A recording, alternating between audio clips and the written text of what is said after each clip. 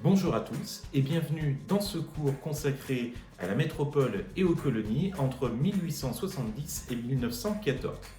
Alors, dans ce chapitre, il faut d'abord en introduction définir les termes du sujet. Alors, de manière très simple, la métropole, c'est le pays colonisateur, c'est celui qui va imposer ses règles aux pays colonisés. Les colonies sont donc les pays qui sont colonisés, mais vous remarquerez que le terme est au pluriel. Et en histoire, le pluriel a un sens. Ça signifie qu'il y a plusieurs types de colonies, plusieurs manières de coloniser, donc plusieurs manières d'appréhender la colonisation pour la métropole française. Donc il va falloir jouer sur la multiplicité des statuts des colonies françaises. Le mot « et » dans le titre du chapitre, métropole et colonie, nous impose quasiment la problématique en fait du chapitre. Quels sont les liens qu'entretient la métropole avec ses colonies? Alors, je ne vais pas reprendre tout le cours que je vous ai tapé, vous prendrez le temps de lire, de ficher, d'apprendre, mais dans cette courte vidéo, finalement, je vais essayer de faire ça en un quart d'heure, je vais vous présenter les points essentiels du cours. Alors, dans un premier temps, la construction du Second Empire colonial. Alors, qu'est-ce qui motive les Français à conquérir de nouveaux territoires ?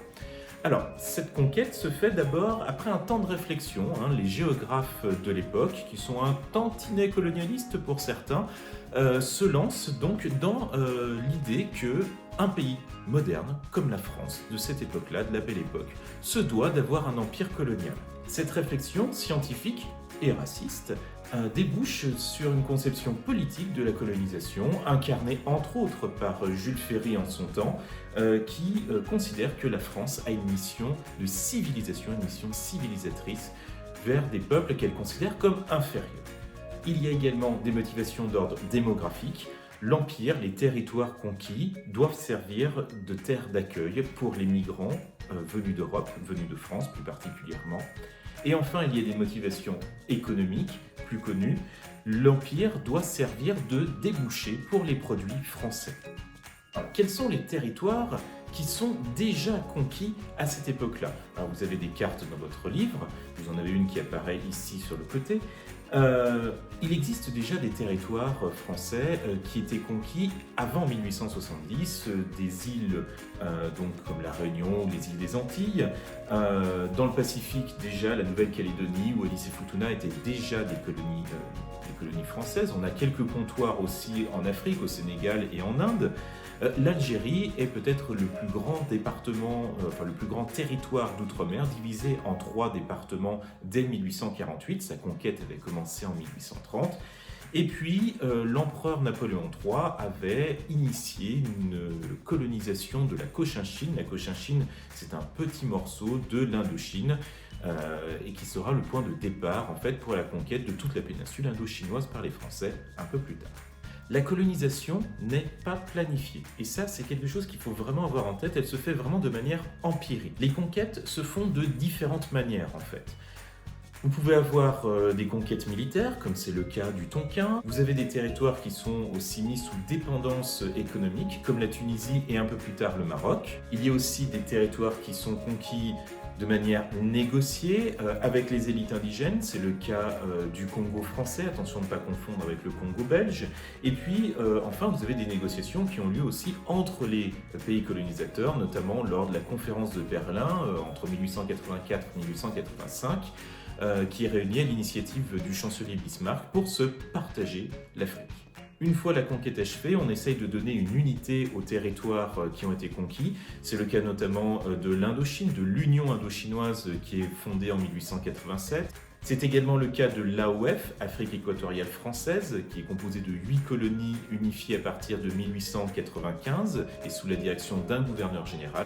Et c'est enfin l'AEF, Afrique équatoriale française, qui est fondée en 1910 et qui regroupe 4 colonies d'Afrique centrale. Quant à l'Algérie, c'est un cas particulier, colonisée à partir de 1830. Elle est divisée en 3 départements à partir de 1848. La conquête se poursuit jusqu'en 1870 et même un petit peu après, jusqu'au début du XXe siècle, notamment tous les territoires du sud dans le désert du Sahara.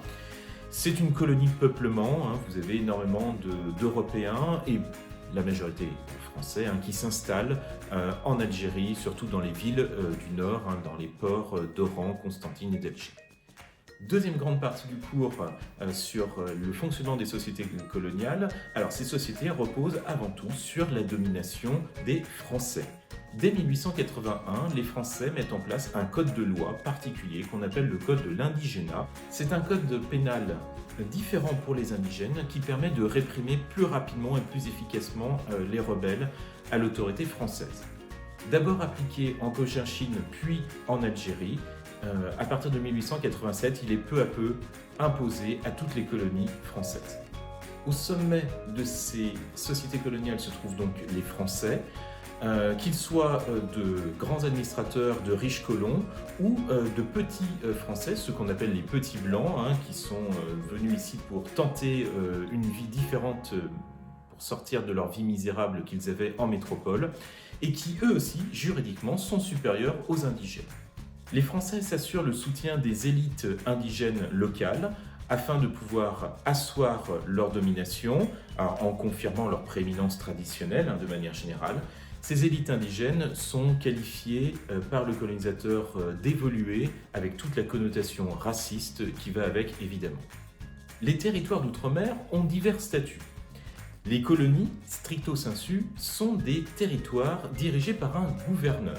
Elles dépendent du ministère des colonies, fondé en 1894, qui forme ses propres fonctionnaires.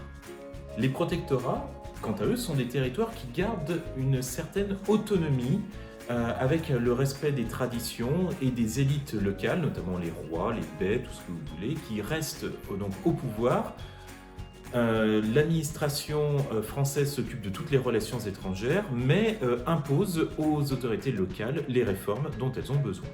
Ces protectorats sont gérés par le ministère des Affaires étrangères.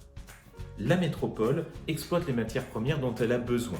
Les infrastructures qui sont construites, les ponts, les routes, les voies de chemin de fer, servent essentiellement à transporter plus rapidement ces matières premières vers la France. Cas particulier de deux colonies, la Nouvelle-Calédonie et la Guyane sont également des colonies pénitentiaires et servent de bagne où on envoie les condamnés français que l'on ne veut plus sur le sol métropolitain.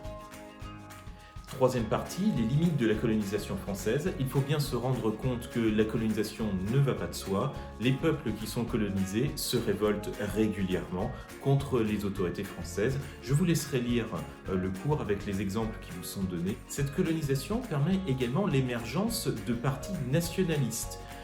On en trouve quasiment dans tous les pays, que ce soit en Indochine, au Maroc, en Algérie, en Tunisie, à Madagascar. Donc les colonies, les peuples de ces colonies commencent à s'organiser politiquement autour des élites formées par les Français dans les écoles françaises, voire même en métropole même, autour d'idées d'indépendance ou en tout cas d'autonomie vis-à-vis de la métropole française. Il est évident que les administrateurs, les gouverneurs généraux français ne se laissent pas faire, les opposants sont arrêtés, envoyés en prison, déportés. En France, la colonisation ne fait pas l'unanimité. Certains s'opposent ou sont réticents, critiques vis-à-vis de cette colonisation. Tout d'abord les nationalistes qui voient dans la colonisation une perte de temps. Il faudrait se concentrer sur une idée majeure, c'est-à-dire la revanche et la reconquête de l'Alsace-Lorraine. Quant aux libéraux, ils reprochent le coût exorbitant de la colonisation et les socialistes considèrent que l'impérialisme colonial est la forme suprême du capitalisme, chose qu'il faut évidemment détruire. Enfin, la France rencontre des concurrents pour la constitution de son empire colonial. Elle n'est pas toute seule à courir après des colonies. Vous avez l'Angleterre, vous avez aussi l'Allemagne, les Pays-Bas, le Portugal. Enfin, tous ces pays-là s'opposent et sont avides de territoire, déclenchant des crises internationales. C'est la crise de Fashoda entre la France et le Royaume-Uni en 1898. Je vous renvoie au point de passage que vous avez étudié. Mais également avec la conquête du Maroc. Les Allemands veulent se porter garant de l'autonomie du Maroc en 1905 et en 1911.